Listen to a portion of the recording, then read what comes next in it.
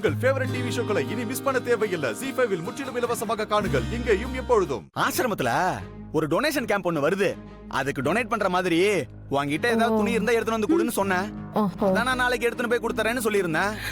அதுக்கு சுபா எடுத்தாந்து வச்சுக்கிற ட்ரெஸ் தான் இதெல்லாம்.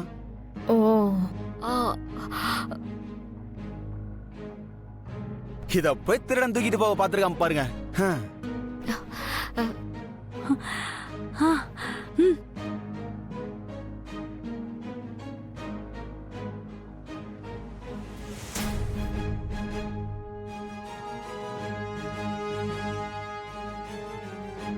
இந்த துணியை தூக்கிட்டு வந்ததுக்கு பதிலா பக்கத்துல என் ரூமுக்கு வந்திருந்தா இந்த அரிசி மூட்டையை தூக்கிட்டு போயிருந்திருக்கலாம். வீட்டுல எல்லாரும் நிம்மதியாவது இருந்திருப்பாங்க. ஏங்க, இதுக்குதான் நான் அப்பத்துல இருந்து உங்ககிட்ட சொல்லிட்டே இருக்கேன், வாசல்ல இருக்கிற சிசிடிவி கேமராவை சரி பண்ணுங்கன்னு. அது மட்டும் இப்ப ஒர்க் கண்டிஷன்ல இருந்திருந்தா இப்ப இந்த திருடன் யாருன்னு நாம பார்த்து இருந்திருக்கலாங்க. சரிம்மா, சீக்கிரமே ரெடி பண்ணிடலாம். ஆண்டி, அந்த திருடன் வேற யாரும் இல்ல, உங்ககிட்ட பணக்காரன்னு சொல்லிட்டு ஏமாத்திட்டு இருக்கிற அந்த ஏழை மனோஜ் தான். எதுக்கும் நாளைக்கு ஸ்டேஷன்ல ஒரு வார்த்தை சொல்லிடுறோமா? ஓகே, ஆமா, கரெக்ட் தான். சரி சரி, எல்லாரும் போய் தூங்குங்க. சரி, போங்கப்பா, போய் தூங்குங்க. கதவெல்லாம் லாக் பண்ணிருக்கானு செக் பண்ணிக்கோப்பா.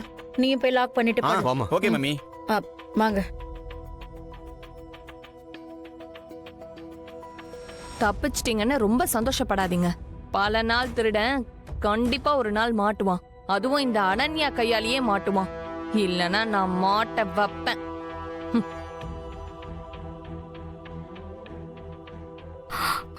எடுத்து வை. என்னாச்சு அன்பு? அதான் ஒண்ணும் இல்லல்ல.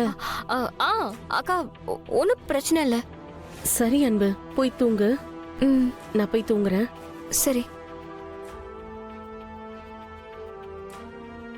அண்ணா, ரொம்ப தேங்க்ஸ்ண்ணா. அட அதெல்லாம் ஒண்ணும் பிரச்சனை இல்லம்மா, நீ கவலைப்படாத. அண்ணா இருக்கல்ல, நான் பாத்துக்கிறேன். சரியா? திருடங்கடன் ஒண்ணும் பயப்படாத, நீ நிம்மதியா போய் தூங்கு போ. டார்லிங், என்ன நின்னு இருக்க? வா வா, திருடங்கடெல்லாம் ஒண்ணும் இல்ல.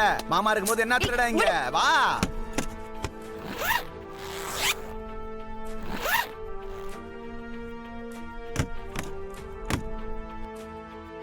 போ.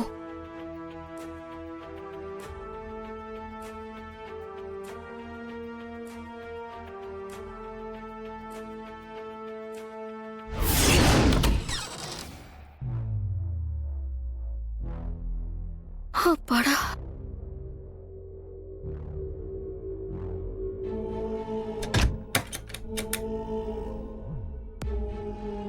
அன்பரசி, கீழே நீ அம்மா கிட்ட போய் சொன்னேன்னு எனக்கு தெரியும். இப்ப அங்க என்ன நடந்துச்சு சொல்லு.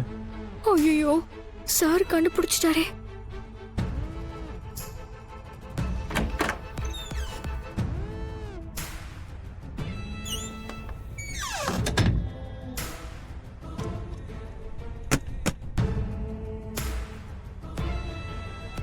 என்ன சொல்றீங்க சார்? திருடன் வந்துட்டான்னு அனன்யா கத்துனதும் கீழே வந்துட்டேன். அப்பதான் சுபாவும் அங்க வந்தா. நாங்க 3 பேரும் அப்போ. அன்பரசி, நான் உங்ககிட்ட கேட்டது உண்மையே. ஆசிரமத்துக்கு கொடுக்கறதுக்காக தான் சுபா ஒரு ட்ரெஸ் விடாம மொத்த ட்ரெஸ்ஸும் எடுத்து வச்சிருந்தாளா? இதுல என்ன பிரச்சனை நடந்துட்டு இருக்குன்னு தலகால் தெரியாத எங்க அண்ணன் உங்களுக்கு சப்போர்ட் வேற. உங்க 2 பேர் முகத்தை பார்த்தாலே எனக்கு தெரியுது நீங்க போய் சொல்றீங்கன்னு. உண்மையை சொல்ல அன்பரசி, அந்த பேக்ல சுபாவோட துணி எப்படி வந்துச்சு? அந்த பேக் எப்படி ஹாலுக்கு வந்துச்சு? ஏய், உங்ககிட்ட தான் கேக்குற, என்ன நடந்துச்சு? சார், சுபா வீட்டை விட்டு மனோஜ் கூட கிளம்ப ட்ரை பண்ணா.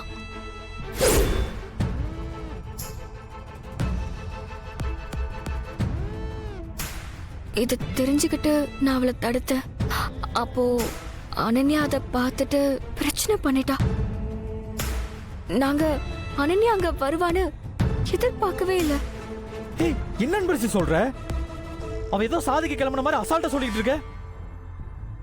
ஏய், யாருக்கும் தெரியாம வீடை விட்டு ஓட பார்த்திருக்கா. நம்ம சொல்றத கேட்டு கொஞ்ச நாளைக்கு அவளால பொறுமையா இருக்க முடியாதா? எதுக்கு எடுத்தாலும் அவசரம். நான் தான் ஹெல்ப் பண்றேன்னு சொல்லியிருக்கேன்ல சார். அப்புறம் ஏன்? இரு, இன்னைக்கு அவளை என்ன பண்றேன் பாரு. Sir sir sir show sir நில்லுங்க சார். ஏய்,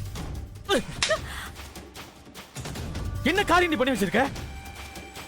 கொஞ்சமாவது வீட்ல இருக்கவங்கள பத்தி நினைச்சு பாத்தியா நீ? சார் ஏய், நீ உன்னோட லைஃப் தான் முடிவு எடுத்துட்டல. இங்க இருந்து போறதுக்கு உனக்கு எப்படி தைரியம் சார், வந்துச்சு? சார் என்ன சார் பண்றீங்க? சின்ன பொண்ணு சார், தங்கச்சின்னு கூட பார்க்காம அவ மேல இப்படி கை நீட்டுறீங்க. இதுதான் சின்ன பொண்ணு பண்ற காரியமா அன்பரசி? இங்க பாரு, நீ அவளுக்கு வக்காலத்து வாங்காத. சார் இப்போ அவ நிலைமையில யாரா இருந்தாலும் அப்படிதானே சார் பண்ணுவாங்க. ஏய், என்ன அப்ப இவ பண்ணதெல்லாம் சரின்னு சொல்லி அவளுக்கு சப்போர்ட் பண்றியா நீ? சார் நான் சப்போர்ட் எல்லாம் பண்ணல, ஆனா அவளோட நிலைமையும் புரிஞ்சுக்கோங்கன்னு தான் சொல்றேன். கொஞ்சம் அவளோட இடத்துல இருந்து யோசிச்சு பாருங்க சார். நாம லவ் பண்ணப்போ உங்க அம்மாக்கு அதுல விருப்பம் இல்ல, ஆனா நீங்களும் என்னதான் கல்யாணம் பண்ணிப்பேன்னு ரொம்ப ஸ்ட்ராங்கா இருந்ததால தான் நானும் ரொம்ப பொறுமையா இருந்து 2 வீட்டு சம்மதத்தோட நம்ம கல்யாணத்தை பண்ணிக்கிட்டோம். அத்தை நம்மளோட லவ்வை ஏத்துக்கிட்ட மாதிரி அத்தை சுபாவோட காதல ஏத்துப்பாங்கன்னு அவளுக்கு நம்பிக்கை இருந்தா அவ ஏன் சார் இப்படி ஒரு முடிவை எடுக்க போறா?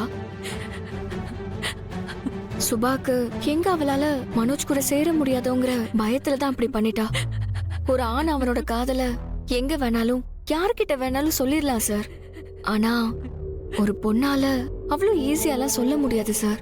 அப்படி சொன்னாலும் அவளுக்கு நெருக்கமான ஃபேமிலியா இருந்தா கூட அவளை தப்பா தான் பாப்பாங்க. ம், சரி அன்பரசி, அம்மாவை நினைச்சுதான் பயமா இருக்குன்னா அண்ணன் நான் ஒரு வாக்கு கொடுத்துருக்கேன்ல, என்கிட்ட இதை பத்தி பேசியிருக்கலாம்ல. இப்படி எதுவுமே சொல்லாம இங்க இருந்து கிளம்பி போனா என்ன ஏமாத்துற மாதிரி தான் அர்த்தம். சார் நம்மளால அவளுக்கு ஹெல்ப் பண்றோன்னு வார்த்தையால தான் சொல்ல முடியுதே தவிர இன்னைக்கு வரைக்கும் நம்மளால இத பத்தி அத்தை கிட்ட பேச முடியல. அதையும் கொஞ்சம் யோசிச்சு பாருங்க சார். அதுக்காக நான் அவ பண்ண எல்லாத்தையும் நியாயப்படுத்தல. அவ ஏதோ புரியாம குழப்பத்தில் இப்படி பண்ணிட்டா. ஆனா இனி அவ இந்த மாதிரி தப்பான எந்த முடிவும் எடுக்க மாட்டா. நான் அவளுக்கு சொல்லி புரிய வைக்கிறேன் சார். அவளே மனோஜ் கிட்ட இப்போ இது வேண்டான்னு சொல்லி அவளே திரும்ப அனுப்பி வச்சுட்டா. அதனால நாம இப்போ இவகிட்ட எதுவும் சொல்ல வேண்டாம் சார். அவளுக்கு கொஞ்சம் ஸ்பேஸ் கொடுப்போம், எல்லாமே நல்லபடியா நடக்கும். நீங்க எதை நினைச்சும் கவலைப்படாதீங்க சார். சாரிண்ணே, இதுக்கப்புறம் நான் இந்த மாதிரி எதுவும் பண்ண மாட்டேன். என்ன மன்னிச்சிருண்ணே.